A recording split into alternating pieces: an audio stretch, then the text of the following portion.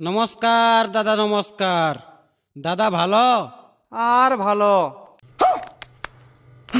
কেন? এই যুগে কোনটা ভালো আর কোনটা মদ? কেমন কেমন? এই যদি বলিস খাবো চ মিষ্টি, বলবে দে এক বোতল 60। समझ रहे हो समझ रहे हो आप समझ रहे हो ना। বাপ এক ধারে গাঁজা টানে তো বেটা এক ধারে বিড়ি টানে।